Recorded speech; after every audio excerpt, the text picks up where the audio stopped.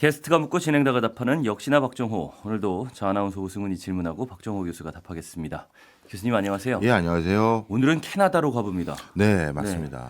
캐나다 경제가 지금 얼마나 안 좋은 상황인 거예요? 네, 사실 저도 요즘 이제 그 관세 효과 이후 각 나라의 경제 상황이 얼마나 바뀌어가고 있는지 쭉 돌아가면서 모니터를 하고 있거든요. 예. 유럽과 함께 같이 살펴봐야 될 나라가 사실은 캐나다입니다. 왜냐하면 많은 분들이 모르시는데 캐나다는 나토 회원국이에요. 네.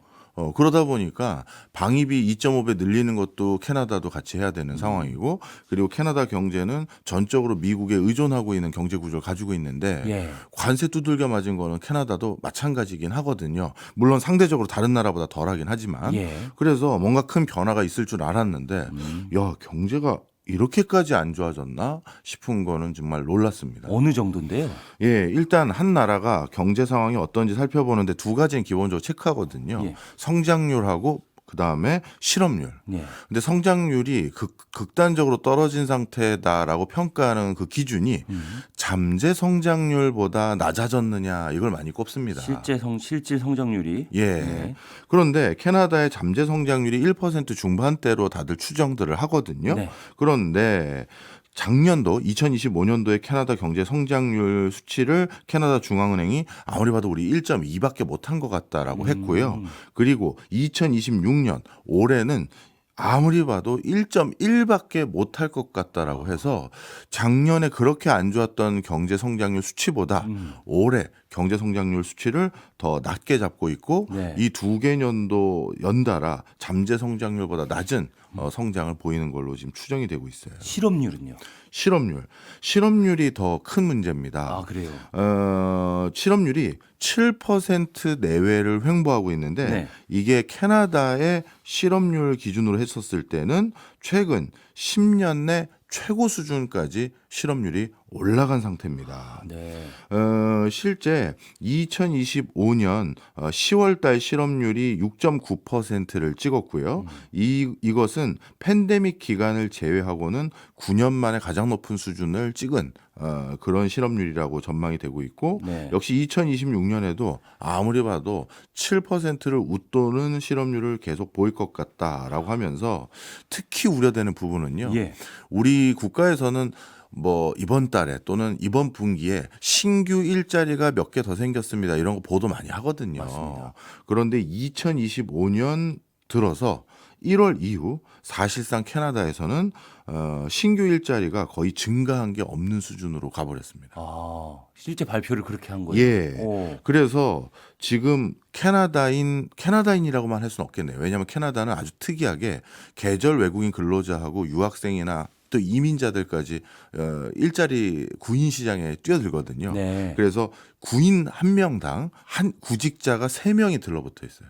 아. 그러니까 3대 1의 경쟁률은 기본인 거죠. 예. 그다음에 실업 기간도 길어져서 내가 다시 일자리를 찾는데 걸리는 기간이 원래는 한 평균 18주였는데 이게 22주 정도까지 늘어난 상태가 돼버렸습니다. 한 달이 늘어난 거네요. 네. 네. 이 두 가지만 봐도 정말 경제가 너무 안 좋다는 걸 알 수가 있는데 네. 여기다 엎친 데 덮친 격으로 부동산 또 한파가 또 역대급입니다. 일단 특이한 점을 먼저 말씀드리면 예. 부동산 가격은 여전히 비쌉니다. 캐나다도 코로나19 이후 부동산 시세가 진짜 밴쿠버를 비롯해서 토론토 이런 데는 급등했거든요. 네. 근데 그때 올라간 수치에서 가격이 떨어지지는 않고요. 거래량이 급감했습니다. 그래서 토론토 같은 경우는 2025년 매매 건수가 6만 건 정도 됐는데 이게 25년 동안의 집계 이래 네. 가장 낮은 거래량이라고 보시면 되겠고요. 아. 그러니까 2000년 이후 가장 낮은 거래량이네요. 2023년 4년 이때 캐나다의 부동산 가격이 막 급등했다. 뭐 이런 네. 기사가 굉장히 맞습니다. 많았던 걸로 기억을 하는데. 예. 예. 그 뒤로는 지금 거래량이 이렇게 절벽 수준으로 떨어졌다고 평가를 받고 있는 거고요. 네. 밴쿠버도 20년 만에 거래량이 가장 낮은 숫자까지 내려간 겁니다. 그럼 왜 이렇게 거래량이 떨어진 거냐 네. 했었을 때 실제 집값이 너무 높아지다 보니까 실수요자들이 큰 진입 장벽을 느끼고 있는 상태고요. 그 다음에 집을 이미 산 사람들은 자기가 집을 사서 살고 있는데 이 집을 판다는 건 또 다른 집으로 이사 가는 거잖아요. 예. 구매를 해서.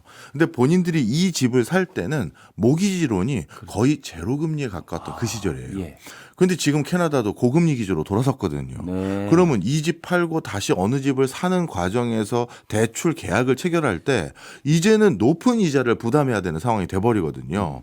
그러다 보니 어차피 나도 어딘가 살긴 살아야 되는데 이 높은 금리 부담돼서 이걸 팔려고 해도 솔직히 이 비싼 값을 주고 이 집을 사러 오는 사람도 없고 그리고 나도 어디 가서 또 살아야 되는데 네. 내 이자 부담만 또 느는 거 아니냐 이런 것 때문에 부동산 거래량도 급감하다 보니 부동산이라는 게 그 나라의 내수 경제를 지탱하는 데 굉장히 중요한 요소거든요. 그러니까 지금 뭐 성장률, 실업률, 부동산 뭐 하나 캐나다 경제 좋은 게 없네 이 소리가 나오는 거죠. 알겠습니다. 경제가 왜 이렇게 나빠졌는지 주요 원인을 좀 살펴봐야 될 것 같은데 일단 처음으로 고금리에 대해서는 잠깐 언급을 네. 해주셨어요. 이 부분이 영향을 미칠 것 같고 나머지 다른 요인들은 뭐가 있을까요? 먼저 주요 요인부터 짚어보고 하나씩 풀어가 볼까요? 네, 사실 캐나다 경제가 가장 어려운 직격탄은 미국발 문제죠. 네. 캐나다와 미국은 한 식구처럼 지내자고 해서 나프타 때부터 USMCA까지 쭉 이어오면서 네. 관세가 없이 자유롭게 교역할 수 있는 환경을 쭉 만들어 왔었는데요. 최근 트럼프라는 대통령이 드디어 캐나다에게도 칼을 뽑아서 높은 관세를 부과하기 시작한 항목들이 많아졌습니다. 예.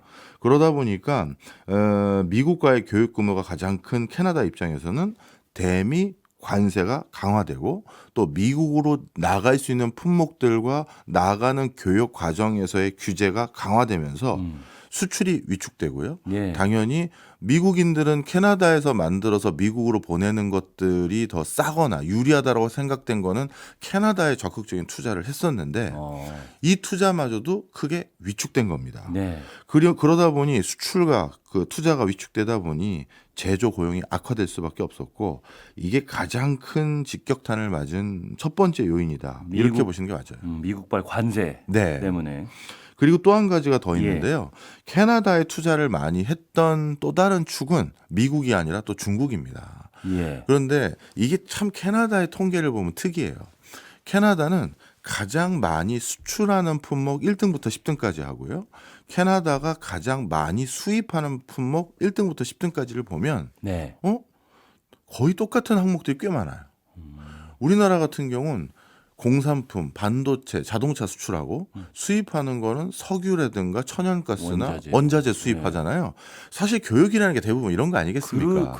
그게 자유무역의 기본 그렇죠. 철학이잖아요. 없는 거 사오고 네. 있는 거 팔고. 그렇죠. 근데 캐나다는요, 대표적으로 캐나다가 가장 많이 자신들의 철광석이나 이런 것들을 수출하는 나라가 미국에 이런 걸 대거 수출하는데 철광석보다 알루미늄을 설명하는 게 맞겠네요. 캐나다는 전 세계에서 알루미늄 광산이 제일 많은 나라 중에 하나거든요. 그런가요? 예. 근데 그 알루미늄의 상당 부분을 미국에 수출합니다. 네. 그리고 일부만 자체적으로 자기들도 필요하니까 알루미늄을 씁니다.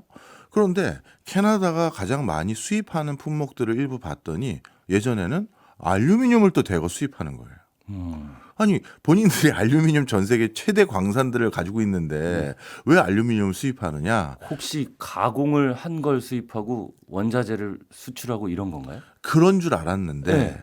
알고 봤더니 중국이 미국의 알루미늄을 수출하기 위해서 캐나다로 우회해서 들어간 거예요. 예.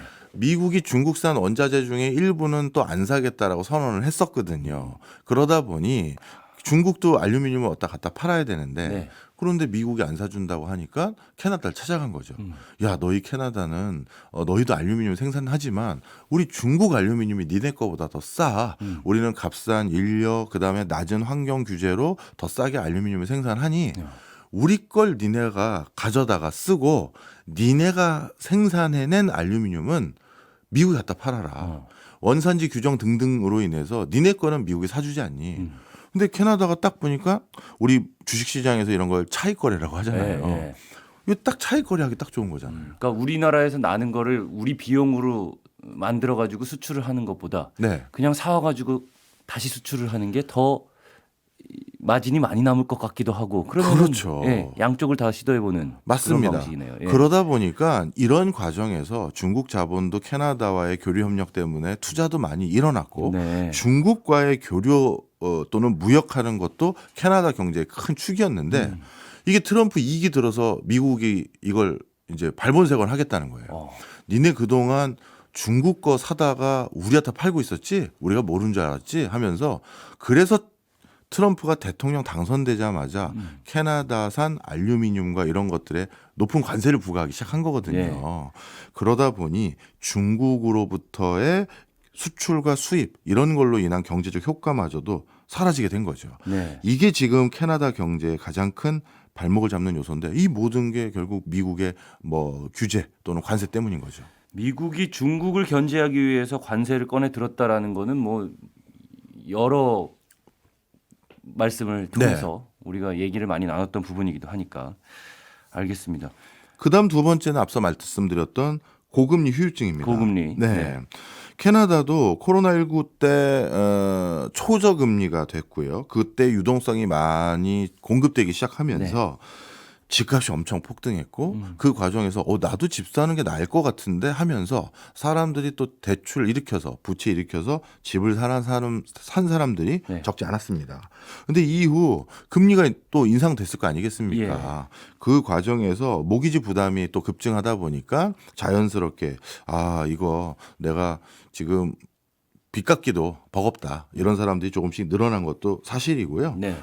그리고 이런 것들 때문에 자연스럽게 소비가 위축되고 이런 걸로 이어지고 있는 상황이고 예. 또 집을 그나마 팔면서 조금 경량화된 집으로 이사를 해볼까 이런 사람들도 있지만 예. 본인들이 이 사람이 또 그렇잖아요. 우리도 비싼 돈 주고 집을 샀거나 집 가격이 얼마까지 올랐다고 하는데 이걸 또 20% 싸게 내다 팔거나 30% 싸게 내다 팔기에는 또 마음이 또 그런 게 있지 않겠습니까? 게다가 또 같은 가격으로 판다 그래도 비슷한 집으로 옮겨가야 되니까 네. 어차피 옮겨가는 거 맞아요. 쉽지 않죠. 좀- 줄여서 갈 수는 없는 거니까. 그렇죠. 네. 줄여간다고 생각해도 이제 또 이 자기도 높은 이자를 또 내야 되니 그렇죠. 이런 여러 가지 때문에 이 어려움이 있는데 문제는 사람들이 이거에 대해서 좀만 버티면 다시 비싼 가격에 내 집을 되팔 수 있을 거야. 금리도 낮아질 수 있을 거야라고 생각하면 상관이 없는데 네. 캐나다가 요즘 그 경제가 어려워진 또 다른 요인이 바로 이게 부동산 시장과 맞물리는 건데요. 고금리하고 다. 유학생을 우리 쿼터를 둬서 덜 받자.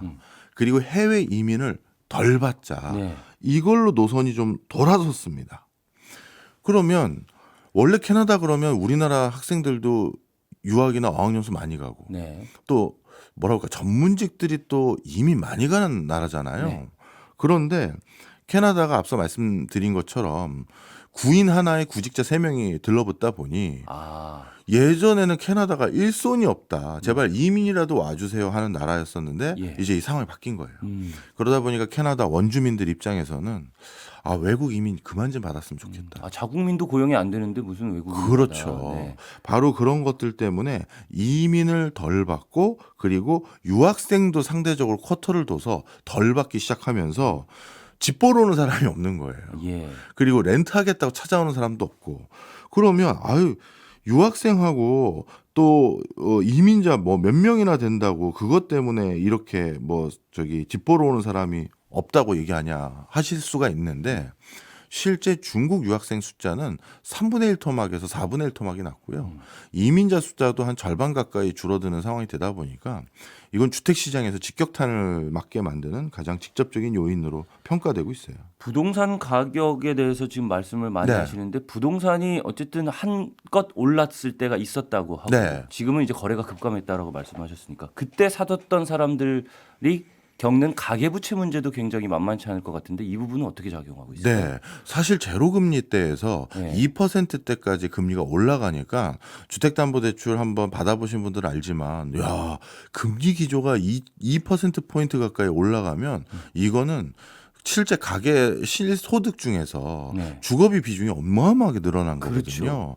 그러다 보니까 2%포인트 가까운 그 금리 인상으로 인해서 지금 실제 내가 마음대로 쓸 수 있는 뭐 돈의 여지가 줄어들다 보니까 이게 내수 소비를 위축시킨 요인이 된 그렇죠. 거죠. 부채가 늘어나는데 거기에 이자로 내야 될 돈, 그 임대료로 내야 될 돈, 이 돈이 기본적으로 들어간다 그러면 쓸 돈이 없어지는 건 당연한 거니까 경기가 위축될 수밖에 없는 네. 현상으로 이어지는 것 같습니다. 또 캐나다의 특이한 점은요. 네. 워낙 땅덩어리는 큰데 인구 밀도는 너무 낮다 보니까 네.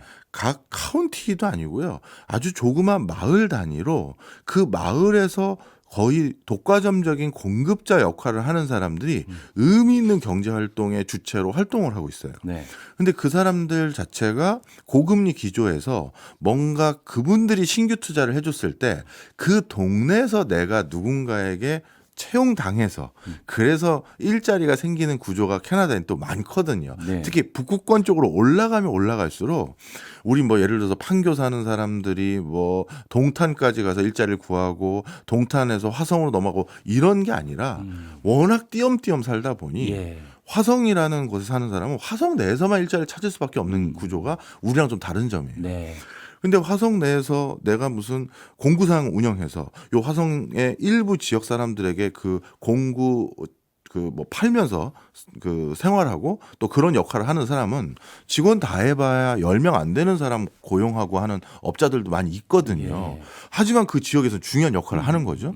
그런데 이 사람도 고금리에 내 생활이 빠듯하고 그리고 앞서 말씀드린 것처럼 유학생도 받지 마라, 이민도 받지 말라라고 했는데도 불구하고 지금 구직자들이 일자리가 없을 정도면 네. 오히려 일자리 위축되는 효과가 더 크다는 얘기잖아요. 이걸 반대로 생각할 수 있거든요. 원래는 아니 이렇게 내수 경제가 안 좋으니 유학생 좀 더 받고 네. 이민도 더 받아서 좀 북적북적하게 만들어서 경제를 활성화시켜보자라고 생각할 수도 있는 거잖아요. 뭐 그럴 수도 있죠. 네. 그런데 하여튼 지금 당장 내 일자리가 없다고요 해서 유학생과 이민자를 더 안 받음에도 불구하고 사람을 채용하겠다는 그 뭐 구인 광고가 더 많이 줄다 보니 예. 이게 진짜 일자리가 너무 없어지고 있는 거예요. 그러다 보니까 캐나다에서는 이 작은 스몰 비즈니스 하는 사람들이 더 크게 위축됐고 그래서 그 동네에서 일자리 구하기 어려운. 그래서 이거는 다른 나라에 비해서 굉장히 경제가 열악해진 것이다라고 생각하는 게 맞는 겁니다. 알겠습니다. 캐나다 경제가 나빠진 주요 원인으로 이제 미국발 관세 효과, 그리고 중국과의 교류가 감소된 것, 고금리의 후유증, 가계부채 증가, 그다음에 인구? 네, 그렇죠. 네, 인구 이민자와 문제? 유학생들이 이민자. 나중에 캐나다인이 되니까요. 네네. 인구 문제 이렇게 꼽아 주셨어요. 미국발 관세 효과는 아까 말씀을 해주셨습니다. 수출이 위축되고 미국에서의 투자가 위축돼서 네. 네. 그게 경제 불황에 영향을 미쳤다라고 말씀을 해주셨고 중국과의 교류 감소도 조금만 더 살펴볼 필요가 있을 것 같은데 이게 2024년인가요? 그 미국의 기조를 맞추기 위해서 중국산 전기차에 뭐 관세 100%인가 이렇게 네. 캐나다도 매겨가지고 네. 보복 관세 또 당하고 그랬잖아요. 맞습니다. 그러면서부터 이제 교류가 안 좋아지기 시작한 건가요? 어떤 요인 때문에 중국과의 교류는 안 좋아지기 시작한 건가요? 지금 정확하게 지적해 주셨어요. 네. 바로 그것 때문입니다. 음, 중국 입장에선 네. 캐나다랑 정말 잘 지냈거든요. 나름 캐나다가 배부른 게 중국이 배부른 거고 둘 다 미국에 물건 팔는 루트상의 같은 역할을 했으니까요. 네네. 근데 갑자기 캐나다가 딱 등 돌리면서 중국산 전기 자동차에 관세 100% 부과하니까 중국도 캐나다에 보복 관세를 부과하기 시작했습니다. 이것 때문에 지금 캐나다의 일부 주 같은 경우는요 거의 붕괴 수준을 맞았습니다. 예, 좀 설명을 드리면요. 예. 캐나다는 또 중국에 많이 수출하는 게 농산물입니다. 근데 이 농산물 수출을 대중국 수출 품목의 가장 높은 상위권으로 올려놓은 주들이 있는데 이 주들이 지금 농산물을 중국에 전혀 수출을 못하고 있는 상황이에요. 어느 정도 수출을 못하고 있냐 하면요. 네. 2025년 3분기 가장 제가 최근 데이터로 찾은 통계인데 2025년 3분기는 전년 대비 농수산 중간 식품의 대중국 수출 비중이 마이너스 64%를 기록했어요. 64% 전년 대비. 절반이 넘게 그렇죠. 줄었네요. 예. 예. 그러다 보니까 중국의 농산품, 그다음에 어업 관련한 물품들 예. 그리고 식품 가공을 바탕으로 대중국 농산물 수출로 먹고 사는 대표적인 주인 노바스코샤하고 그다음에 서스케처원이라는 이 두 개의 지역은 예. 거의 경기에 직격탄을 맞아서 이거 우리 산업 거의 붕괴 수준이다. 이렇게까지 얘기를 하고 있는 상황입니다. 주 하나가 막 붕괴 수준이다라고 주장을 할 정도면 정말 엄청난 타격일 것 같다는 생각이 맞습니다. 듭니다. 네. 그러다 보니까 캐나다 입장에서도요. 당연히 이 농업이나 어업이나 중간식품 가공업을 통해서 중국에 의존해서 살고 있었던 지역과 뭐 이런 데가 꽤 있는데 여기가 이 정도로 타격을 받으니 네. 어떻게든 중국과 관계 복원을 할 수 있는 명분을 찾고 있었는데 이번에 그 명분이 딱 하나 생긴 게요. 이것도 또 미국 때문이에요. 그러니까 캐나다를 살펴보려면 미국만 쳐다보면 된다라고 할 정도인데 미국이 베네수엘라 이번에 점령했잖아요, 사실상. 예. 그리고 베네수엘라의 중진류를 미국에 가져다가 정유해서 내다 팔겠다, 네. 갖다 쓰겠다 이렇게 선언했지 않습니까? 네. 그런데 원래 중진류를 미국에 팔고 있었던 게 캐나다거든요. 네. 그러면 자기들 중진류 덜 사줄 가능성이 있다라고 생각을 한 게 캐나다죠. 네. 그러면 관세 때문에도 캐나다가 지금 경제가 어려웠는데 우리 중진류까지 안 사주면 야 우리 캐나다는 그럼 어떡하자는 거냐 했는데 베네수엘라에 또 중진류를 갖다 썼던 게 또 중국이잖아요. 그러니까 중국의 일부 정유 시설들은 네. 중진류의 파인 튜닝을 해놓은 시설물들이 있는데 그게 놀고 있을 수 있으니 중진류 얻다가 이 석유를 사와다가 우리가 정제해서 쓰지 했는데 캐나다랑 캐나다. 또 손이 딱 맞은 거죠. 네. 그래서 최근에는 캐나다가 이 중진류를 중국에 갖다 팔아서 본인들의 또 원유 수출의 새로운 활로를 예. 모색해 보겠다라고 가까워지려는 시도를 일부 하고 있어요. 네. 근데 저는 이걸 또 트럼프가 지켜볼까? 그러니까요. 제가 지금 그 질문을 드리려고 했어요. 미국 눈치를 안 볼 수가 없는 상황일 그렇죠. 것 같은데 여기에 대해서는 어떻게 말씀해 주실까요? 근데 캐나다가 지금 일부에서 말씀드린 것처럼 캐나다의 일부 주에서는 우리 어떡할 건데라는 이제 곡소리가 나오는 주들이 많은 거예요. 네. 대표적으로 캐나다가 수출하는 특히 중국에 수출하는 품목이 광물 자원, 네. 그다음에 일부 목재, 그다음에 농축수산물 같은 이런 것도 축산물보다는 농수산물입니다. 네. 농수산물 같은 이런 것들을 중국에 수출하면서 그걸 기반으로 생활을 했던 주들 입장에서는 다른 대안을 찾아달라라고 했는데 그중에서 에너지와 광물은 가뜩이나 전 세계적인 그 경기 둔화 속에서 캐나다의 이 원자재를 갖다 쓰는 국가들이 조금씩 줄기 시작했어요. 그건 왜 그래요? 왜냐하면 경제가 좀 뭔가 왕성하게 돌아야 되는데 경제가 왕성하게 안 도니까 전체적으로 침체니까. 그렇죠. 거기에다가 특히 캐나다의 광물 자원을 벌크로 가져다 쓰기 시작했던 나라가 원래는 중국이었는데 이 중국과 자꾸 거리감을 두라라는 미국의 뭐 외압 이런 것 때문에 진짜 거리감도 생겼고 중국도 캐나다에 대한 섭섭함 때문에 우리 안 사, 니네 보복 관세 매길 거야 이러다 보니 광물도 못 팔고 목재도 못 팔고 이런 상황이었거든요. 그러다가 이제 중국도 약간 코너에 몰린 부분도 솔직히 있고 중국도 지금 경제가 너무 안 좋거든요. 그런 과정에서 안 되겠다. 캐나다와 우리 중국이 명분이 생긴 거잖아요. 다시 손을 잡을. 네. 국가가 하는 일은요. 비즈니스랑 달라요. 이 항상 정치하시는 분들 높은 분들은 명분이 있어야 아무리 실리가 있어도 하시더라고요. 근데 이제 명분이 베네수엘라로 생긴 거니 둘은 손을 잡았고 저는 그럼에도 불구하고 캐나다는 결국 미국과 같은 노선을 선택할 수밖에 없다고 생각을 해요. 그러다 보니 이 중국과 손을 잡으려고 하는 이 제스처를 미국에게 좀 보라고. 나 이렇게 나한테 자꾸 섭섭하게 하면 나 진짜 중국하고 손 잡습니다. 이런 제스처로 하나 보여주려는 것 같아요.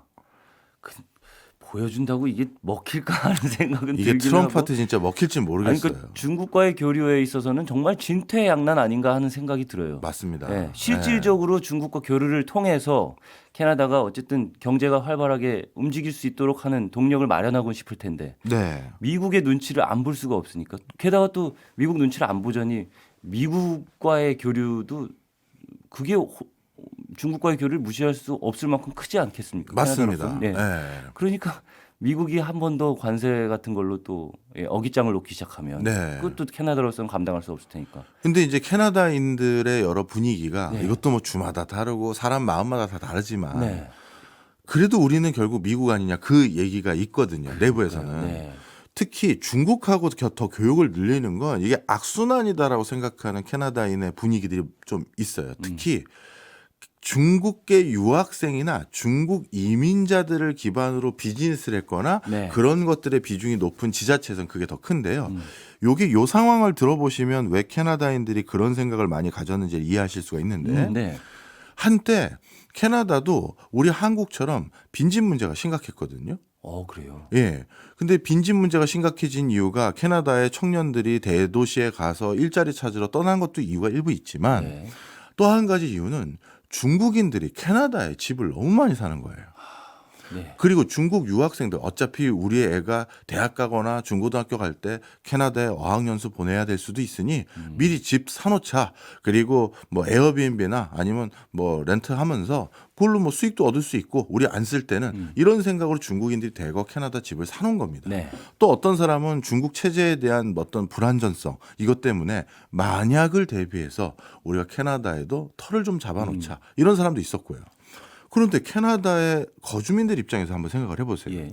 오승인 아나운서와 제가 캐나다에서 편의점 하고 있는데 이 동네에 예를 들어서 집 개수 딱 세봤더니 한 200가구 생겼어요. 네. 그럼 200가구 대상으로 우리가 비즈니스 하면 우리 둘은 먹고 살겠네 해서 편의점을 차렸는데 알고 봤더니 이 200가구 중에서 4, 50가구가 중국인들이 사는 집이에요. 네. 근데 이들은 그 집에서 안 사는 거예요. 빈집인 거죠. 그럼 상권이 어떻게 되겠습니까? 망가지는 거예요.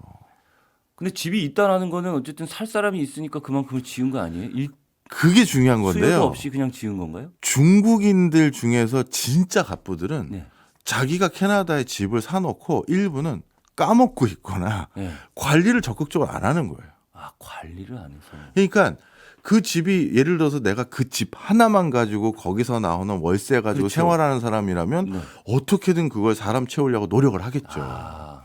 그런데 중국에서도 적지 않은 뭐 부유층인데 캐나다에도 하나 혹시 모르니까 사놓지 뭐 한 사람이 굳이 거기 임대 어떻게든 찾아주세요 하면서 중간에 중개인들을 뭐 독려하고 이런 거 하겠습니까? 잘 안 하는 거예요. 계약 기간이 끝나서 나간 사람을 다시 채워야 되는데 그 노력이 없다. 네. 빈집으로 그냥 남겨둔다. 네. 그리고 내가 혹시 쓸지도 모르니 일단 비워둬 보세요. 이런 마음들도 있고요. 예. 그러다 보니 상권이 활성화되지 않고 이런 과정에서 청년들도 결국 대도시로 떠나고 다른 데로 떠난 거 아니냐. 예. 이게 악순환된 거 아니냐. 이러한 목소리가 높아지기 시작한 거예요. 예. 그래서 이번에 진퇴양난으로 중국과 뭐 교류 협력을 하긴 해야 되는 게 캐나다의 상황이긴 하지만 예. 결국은 그게 우리가 지속 가능한 경제 구조가 아닌 것 같다라고 생각하는 사람들도 많아요. 그래서 저는 지금 중국과 뭔가 교류 협력을 하려고 하는 이 제스처를 하는 게 네. 트럼프한테 이게 통하진 않을 것 같긴 한데 네. 미국한테 좀 봐라. 우리 이러면 진짜 섭섭하다 진짜. 뭐 이런 의도도 다분히 깔려 있는 것 같아 보여요. 알겠습니다. 근데 말씀하신 그 지금 부동산 얘기를 하다 보니까 네. 중국과의 교류 감소가 캐나다 내수 쪽에도 굉장한 영향을 미칠 것 같다는 생각이 듭니다. 뭐 예를 들어서 교류가 활발하다 그러면 중국 사람들이 집을 샀다고 해도 중국 유학생들이 많이 온다 그러면 네. 예, 그 집에서 살고 뭐 임대를 해주고 또 이게 원활하게 흘러갈 것 같은데 경제가 네. 중국과의 교류가 끊기면서 유학생도 안 받겠다고 하고 그럼 중국 사람들 안 오고 그럼 중국인들이 사두었던 그 부동산은 말씀하신 대로 또 비어 있고 네. 이게 교류와 감소가 전반적으로 내수 시장에까지 좀 안 좋은 영향을 끼치고 있는 거 아닌가 싶은데요. 맞습니다. 내수는 어떻습니까? 말씀해 주신 그 시나리오 그대로입니다. 실제 통계를 보면 여기 캐나다가 중국 유학생이나 중국을 기반으로 해서 캐나다 내수도 굉장히 굴러가는 면이 많았구나라는 걸 쉽게 알 수가 있는데요. 예. 코로나 터지기 전 그리고 중국과의 관계가 무난했던 시절인 2018년도를 기준으로 했었을 때 중국인 유학생이 그때 몇 명까지 올라왔었냐면 9만 명이 좀 안 됐어요. 중국에서만. 예. 그런데 2023년도에 중국에서 온 유학생 숫자가 2만 9천 명 수준으로 떨어졌습니다. 3분의 1도 안 되게 떨어졌네요. 네. 이거는 총 승인 그러니까 신청한 사람들 중에서 승인한 사람이 있고 거절한 사람이 있고 예. 중국에서 저 가려고 했었는데 못 가게 됐습니다. 그래서 철회한 사람도 있거든요. 예. 그런데 이 2만 9천 명 중에서 마지막에 또 저는 못 갈 것 같아요 하고 중국 내부의 경제도 어렵다 보니 철회한 사람도 일부 있어요. 그러다 보니 진짜 거의 9만 명 좀 안 되는 숫자에서 2만 9천 명도 실제 안 되는 숫자로 바뀌었을 테니까 뭐 이거 3분의 1 토막 이하로 떨어진 거지요. 그다음에 중국이 그 중국 유학생이 캐나다 유학생들 중에 몇이냐 했었을 때 예. 캐나다는 영어 배우려고 많이들 가니 많은 국가에서 유학생들이 많이 올 텐데 중국 유학생이 국적별로는 2등이었고요. 오. 1등은 인도였습니다. 예. 캐나다도 요즘은 인도 유학생들이 많거든요. 네. 인도 유학생들도 그런데 좀 많이 줄었어요. 인도가 원래 18만 명 정도가 갔었는데 캐나다로 네. 이것도 어마어마한 숫자인데 근데 이것도 3분의 1 토막 나서 이제 5만 명 정도가 갔고요. 그러다 보니까 전반적으로 하여튼 유학생들 숫자가 급격히 줄기 시작한 거. 네. 그러니 임대하는 거 또 대학가 근처에 유학생들 대상으로 장사하는 사람 그리고 앞서 말씀드린 것처럼 우리 아들이 그냥 거기 렌트하는 게 아니라 우리 집에서 유학생활 할 수 있도록 집을 사겠다는 수요도 줄고 이런 것만 보더라도 진짜 캐나다 내수 경제가 직격탄을 맞은 거죠. 아, 캐나다 내부 분위기도 궁금한데요. 캐나다 국민들은 지금 경제를 어떤 상황으로 느끼고 있을까요? 실질적으로 경제가 굉장히 어렵다. 그래서 소비가 굉장히 위축될 수밖에 없는 그 상황을 겪고 있는 거겠죠. 네. 네. 일단 유학생 얘기했으니까 캐나다 내부 분위기 속에서 네. 캐나다 대학생들이나 아니면 대학 갈 자녀들을 둔 부모님 입장에서도 하나 설명을 드리면 캐나다에 있는 대학들은 미국 대학과 달리 등록금 의존 비율이 높은 대학들이 많아요. 네. 그런데 그 등록금 의존 비율이라는 건 등록금 수입인 건데 네. 유학생이 3분의 1 토막이 냈거나 이렇게 되면 대학이 어려워지겠네요. 대학이 어려워지죠. 네. 그러면 자연스럽게 국내의 캐나다인을 대상으로 한 등록금 비율을 높일 수밖에 없겠죠. 네. 그래서 학비 부담이 늘고 있는 게 캐나다의 지금 상황입니다. 아, 재정을 보충하기 위해서 원래 다니던 학생들, 국내에 있는 학생들에게 등록금을 높여서 받을 수밖에 없는 상황. 네. 왜냐하면 그 대학에 재직하고 있는 교직원들도 네. 캐나다의 전반적인 물가 상승, 주거비 상승에 대응하기 위해서 본인들도 인건비를 올려야 되는 상황이잖아요. 그러면 예전보다 본인들도 수익이 더 필요한데 네. 학생들을 고객이라고 그냥 쳤을 때 고객 숫자가 어느 쪽에서는 3분의 1 토막이 났는데 그럼 남은 고객들 이거는 나밖에 안 되는 그런 잡은 물고기에게 더 많은 과금을 요구할 수밖에 없는 상황이지 않습니까? 네.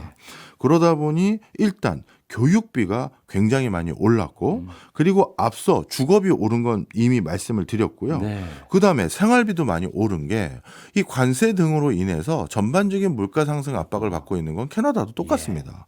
그러니 물가가 너무 많이 오르고 생활이 너무 어렵다라는 인식들이 너무 높아져서 캐나다 경제가 앞으로 어떻게 될 것 같습니다라는 이 설문조사를 할 때마다 안 좋아질 것 같다라는 비율이 계속해서 올라가고 있는데요. 최근 30년 같은 설문조사를 해가고 있는 캐나다 정부기관의 설문에 있어서 네. 캐나다 경제가 더 나빠질 것 같습니다라는 설문이 최근 60% 넘은 거는 30년 이내 처음이에요. 그렇군요. 네. 그러니까 기본적인 생활 자체가 조금 내가 힘들다라고 느낄 수 있는 그런 국민들이 대다수라고 하면 네. 이 원인을 사실 따져보고 싶어 할 거 아니에요. 네. 근데 원인을 따져보면 말씀하신 대로 중국과의 교류 감소도 그렇고 고금리 후유증도 어쩌면 마찬가지일 것 같고 가계부채 뭐 이런 것들이 다 미국의 관세 이 효과로 지금 촉발된 것들이 대부분이라고 생각을 할 텐데 네. 그러면 국민들의 미국에 대한 감정이 별로 좋지 않을 것 같다는 생각이 듭니다. 네, 같은 연구기관에서 네. 똑같은 조사를 했습니다. 예. 미국에 대해서 어떤 감정을 가지고 있느냐라고 했었을 때, 딱 그렇게 물어봤어요. 네, 미국과의 관계에 대해서 뭐 좀 표현을 이렇게 해도 되는지 모르겠습니다만 네. 미국에 대한 악감정이 높아지고 있어요. 아, 근데 이게 또 참 양면적인 게 예. 뭐라고 또 설문조사 여러 문항들에게 있냐 하면요. 네. 그럼 국가가 지금 가장 빨리 해결해야 될 국가 현안 1위가 뭐냐 했을 때 일자리와 경제가 제일 높았고요. 예. 그다음에 두 번째가 대미 관계와 트럼프 이슈가 두 번째입니다. 그러니 미국은 감정적으로 지금 굉장히 기분 상한 대상자가 됐는데 그래도 우리가 문제를 해결할 수 있는 건 미국밖에 없다. 빨리 트럼프하고 관계를 어떻게 좀 틀어봐라. 뭐 한국은 금관도 좋다고 하고 어느 나라에서는 뭐 어느 나라 뭐랄까 야당 지도자는 자기가 수상한 노벨 그 상도 그 보내줬다고 하고 하는데 우리도 좀 트럼프와 관계를 뭐래도 좀 다시 설정해야 될 거 아니니 이게 국가 경제의 가장 현안 2위로 꼽고 있는 거예요. 그러니까 난 기분은 상했지만 그래도 쟤랑 기분 풀어야 된다. 네. 이런 심정이 지금 캐나다인들의 마음인 것 같습니다. 그러니까 현안 두 가지를 얘기했지만 첫 번째 현안 일자리와 경제를 회복하기 위해서 두 번째로 방법을 제시한 듯한 느낌이네요. 네, 물론 트럼프와 대미 관계를 회복해라. 네. 그러면 살아날 수 있을지 모른다. 이런. 그렇죠. 물론 제가 오늘은 캐나다의 결과를 얘기하다 보니까 네. 구체적으로 얘기를 안 드리고 있습니다만 정당 지지자별로는 여기도 또 역시 확 엇갈려요. 네. 보수당 쪽에서는 인플레이션, 생활비 이슈에 대해서 대응하는 게 상대적으로 훨씬 높게 나왔고요. 그다음에 집권당인 자유당 쪽에서는 대미 관계 다시 우호적으로 다시 설정해라. 그다음에 외교 역량을 높여서 미국과의 관계 설정 다시 하자. 그 각각의 지지 정당의 유권자들이 네. 다른 그 뭐랄까요? 대안들을 선호하긴 하나 이걸 합쳤을 때는 미국과의 관계 설정에 대한 요구가 더 높았다. 네. 이렇게 볼 수 있죠. 네. 중국과의 감정에 대해서는 뭐 그렇게 좋지 않은 분위기가 있다라는 말씀은 아까 해주셨는데 네. 미국은 기본적으로 좀 좋았던 감정에서 지금 약간 반미라고 표현을 해야 될까요? 네. 그런 쪽에 성향이 좀 높아졌다, 경향이 높아졌다라고 볼 수 있는 거겠죠. 네. 아, 알겠습니다. 그럼 캐나다로서는 좀 복잡할 것 같아요. 네. 예, 아까 중국 얘기하면서도 같은 얘기를 했지만 네. 미국과 앞으로 관계를 어떻게 설정해야 될까가 참 곤란한 문제일 것 같습니다. 왜냐하면은 활로를 뚫으려고 하니까 중국이 그나마 지금 활로가 보이는 것 같은데 눈치는 봐야 되는 상황이고. 네. 그래서 미국과 관계 설정을 어떻게 가져갈까 궁금합니다. 저는 이 부분은 우리 캐나다 교민분들도 많이 이 방송 들으실 수도 있으실 것 같아서 좀 죄송한 마음을 먼저 전하면 네. 상대적으로 캐나다 분들이 그동안 참 따뜻한 곳에 사셨구나라는 생각이 드는 평가를 할 수밖에 없습니다. 좀 설명을 드릴게요. 네. 실제 미국과 달리 캐나다는 갈 때마다 느끼는 게 고요한 호수 같은 나라구나 이런 생각이 드는 동네가 많았어요. 그렇다면서요. 왜냐하면 뭐 특별한 이슈가 없어요. 어제와 같은 오늘, 오늘과 같을 내일. 특별히 달라질 게 없거든요. 그래서 뭐 이슈가 하도 없다 보니까 할 수 있는 일이라는 게 또 주말에 그냥 가족들끼리 뭐 캠핑 가자, 트레킹 가자. 그래서 어떤 목재 건물 있는 뭐 이런 오두막 같은 데 가서 고기 구워 먹고 그래서 거기서 고기 구워 먹으러 가는 것도 그 넓은 호수나 예. 천의 그 자원 구경하고 저는 한 3시간 보니까 질리던데 그걸 주말마다 가는 분들도 많고 그게 그냥 삶이거든요. 네. 근데 너무 평화롭죠. 목가적이고. 그렇죠. 평화롭고 안정적이고. 그렇죠. 사실 뭐 책 한두 권 들고 가서 주말 내내 읽다가 와도 좋겠다 생각이 들 정도 너무 평화로운 곳이에요. 네. 사실 그런 곳에 사시다 보니까 지금 경제 상황을 어렵고 불확실하고 이거 어떻게 되는 거냐 말한다라고 해도 과언이 아니고요. 다른 나라, 캐나다와 비교했을 때 다른 나라들은 네. 미국발 관세로 인해서 네. 캐나다가 곡소리가 나는 게 아니라 우리나라를 비롯해서 많은 나라들이 지금 곡소리가 납니다. 이게 제가 왜 이런 평가를 하는지 설명을 좀 드릴게요. 예. 캐나다는 미국발 관세로 경제가 어려워졌다라고 말씀들을 하긴 하지만 그래도 USMCA를 통해서 아직까지 대부분의 품목들은 무관세로 왔다 갔다 하는 물건들이 너무나도 많아요. USMCA가 그 미국과 캐나다의 자유무역 협정을 맞습니다. 그러다 보니까 캐나다 사실 상품의 대부분은 관세 없이 미국에 들어갈 수 있는 아직은 가장 우대를 받고 있는 나라예요. 네. 그러니 우리 입장에서는 저 정도만 돼도 우리가 미국에서 얼마나 장사를 잘할 수 있는데라고 생각되는 품목들이 우리 입장에서입니다. 네. 캐나다인들이 듣기에는 섭섭할 수 있지만 너무나도 많아요. 그래서 상대적으로 캐나다 정도는 안전지대로 분류할 수 있어요.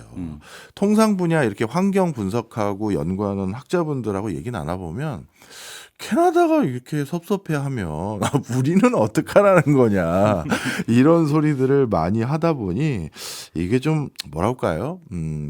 조금 상대적으로 캐나다도 어렵지만 상대적으로는 덜하다 이렇게 평가를 드리고요. 네. 또 한 가지 실제 캐나다 내부에서도 이렇게 방송을 한 적도 있습니다.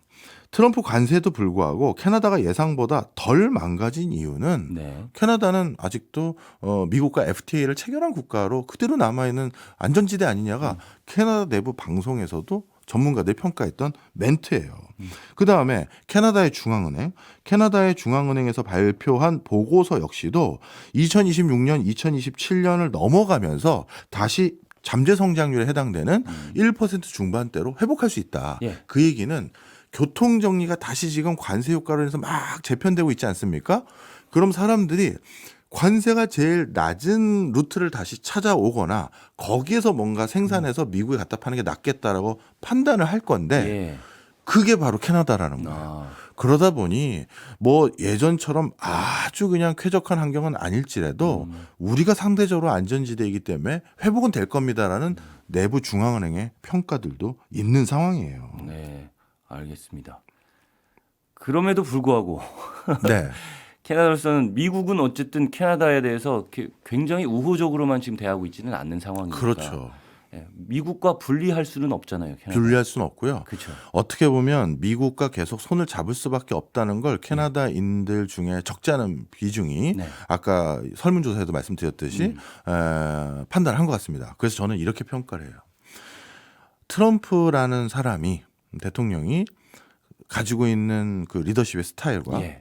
바이든이 가지고 있는 리더십의 스타일이 전혀 다르잖아요.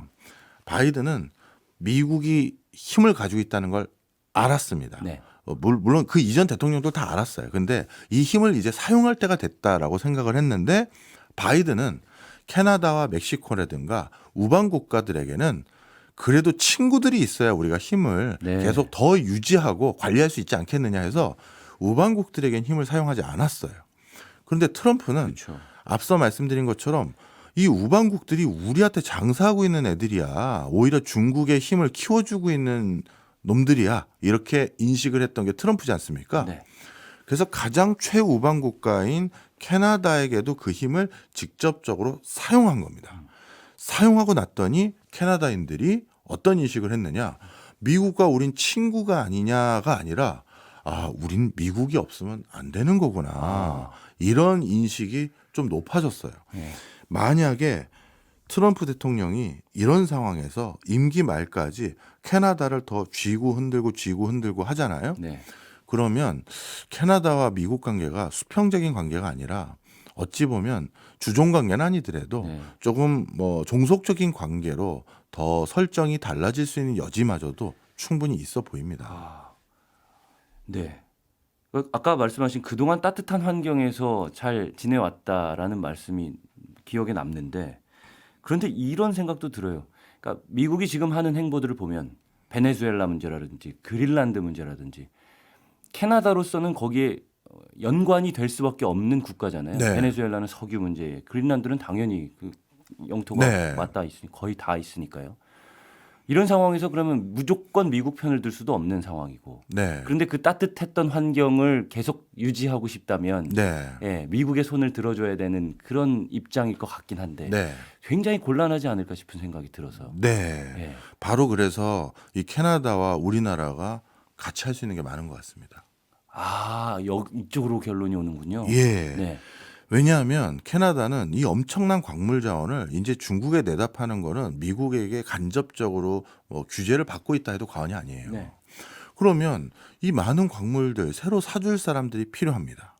그리고 중국에 납품할 에너지원들 언젠가 납품 못할 거거든요. 그럼 이건 또 어디다 납품해야 되는지 여기에 대해서도 지금 답을 못 찾고 있어요. 네. 그리고 언제까지 광물, 목재, 농산물 이런 것들만 갖다 내다 팔면서 생활할 수는 없거든요. 또 제조 거점을 육성해야 되는데 본인들이 1차적으로 지금 해결해야 될 제조 중에 하나가 방위산업입니다. 네. 잠수함도 다시 발주해야 되고 이런 것들이 있어요. 그럼 이런 것들도 그럼 누구에게 나름대로 기술도 이전받고 제조 관련한 협력 체계를 구축할 것이냐라고 했을 때 이런 것들이 모두 딱 손바닥에 맞아떨어지는 나라 중에 하나가 네. 사실은 한국입니다. 미국의 우방이기도 하고. 예. 네. 그리고 한국하고 이런 걸 하는 것들은 상대적으로 미국에게 뭐랄까요? 지적을 받을 수 있는 일은 아니거든요. 예. 설명을 드리면 캐나다는 지금 현재도 리튬, 그다음에 그 니켈, 코발트 같은 핵심 광물의 전 세계적인 공급 기지입니다. 이런 것들 전부 우리나라 2차 전지라든가 전기차에 들어가는 대표적인 광물 자원이거든요. 네. 근데 우리나라가 사실 작년에 한 2달 정도 중국으로부터 희토류를 제대로 공급받지 못했어요. 그래서 우리나라 2차 전지 관련 업체들도 큰 손실을 봤거든요. 예. 그래서 지금 우리도 중국만 쳐다볼 수는 없는 상황에서 어딘가 이런 광물 자원들을 수급할 수 있는 곳들이 필요한데 이미 이런 것들에 대해서 기본적인 법적 구속력까지는 아니더라도 근거는 가지고 있는 게 한 캐나다 정상회담했던 2023년도에 핵심 광물 자원에 대해서 공급망을 같이 구축해보자라는 MOU를 이미 체결했고 네. 이것 때문에 LG 엔솔하고 캐나다가 광산하고 정제회사와 관련해서 이미 협력을 좀 공식화해서 추진을 하고 있고요. 네. 그밖에 포스코라든가 다른 회사들도 캐나다에 뭐 양극재 공장을 퀘벡 지역에 짓는다든가 이런 것들에 대한 시도를 하고 있어요. 네. 근데 이걸 캐나다는 좀 더 발빠르게 하면서 뭔가 대안을 찾아야 될 파트너가 필요한데 우리가 그걸 할 수 있는 여지가 충분히 있고요. 또 한 가지는 우리나라는 세계 3위의 LNG 수입국입니다. 근데 캐나다의 서부 해안에는 LNG 수출 기지들이 많이 있거든요. 예. 이걸 중국이 아니라 이제 우리가 사줄 수가 있어요. 그러다 보니까 캐나다와 우리는 뭔가 이런 에너지와 관련된 부분에서도 상당히 많은 것들을 같이 조율할 수 있는 부분이 있고 그리고 우리나라가 오히려 캐나다의 물가를 안정시킬 수 있는 여지가 있는 게 가공식품 부분입니다. 네. 물론 캐나다인들이 즐겨 먹는 가공식품류가 우리가 없다라는 건 좀 단점이긴 한데 한국에서는 상대적으로 가공식품 가격이 캐나다 가격보다 좀 싸요. 예. 그러다 보니 우리나라 그의 식품 회사들이 캐나다에 또 추가적으로 진출할 수 있는 여지들이 좀 많이 있고 그리고 앞으로 신재생 에너지 분야인 뭐 풍력 그다음에 수력 뭐 이런 부분도 한국계 기업들과 협력할 수 있는 부분이 무궁무진하다 이렇게 볼 수 있습니다. 앞으로 캐나다랑 우리가 어떤 방식으로 좀 교류가 만들어질지 지켜보는 것도 재밌을 것 같다는 생각이 들고요. 오늘 캐나다 경제가 어려워진 이유를 분석해 주시고 그다음에 우리와의 관계까지 전망을 해 주셨는데 이런 것들을 종합해 봤을 때 앞으로 캐나다 경제는 어떤 흐름을 보일 거라고 예상하시는지 이것까지 듣고 마무리 짓겠습니다. 저는 뭐 캐나다에 높으신 분들도 송경제를 많이 듣는다고 알고 있고요. 네. 그렇게 믿고 싶은데 역시나 박정호입니다. 그런데 캐나다의 높으신 분들에게 이렇게 말씀드리고 싶습니다. 중국 대신 한국과 협력을 해보시면 어떨까요? 그러면 한국이 그 정도 캐파가 되느냐? 우리가 그 정도 캐파가 될 수 있습니다. 예. 우리가 중국에다가 수입해 오는 것들의 노선을 우리도 언젠간 조금 다변화해야 되는데 예. 충분히 너무 웃는 거 아니세요? 아니, 좋아서 웃는 거예요. 예. 그래서 우리가 더 사줄 수도 있는 여지도 있고 우리도 똑같거든요. 예. 중국과 미국만 쳐다볼 수는 없는 건 우리 상황도 똑같지 않습니까? 네. 서로 비슷한 처지에 있는 사람들끼리 힘을 합쳐보자 이렇게 말씀드리고 싶습니다. 캐나다 경제는 앞으로 어떤 흐름을 보일까 여쭤봤는데 결론은 대한민국에 눈을 돌리십시오라고 예. 캐나다에 말씀을 해주신 걸로 네. 마무리 짓겠습니다. 예, 오늘 잘 들었습니다. 저는 아나운서 오승훈이었고요. 다음 주에 다시 찾아오겠습니다. 고맙습니다.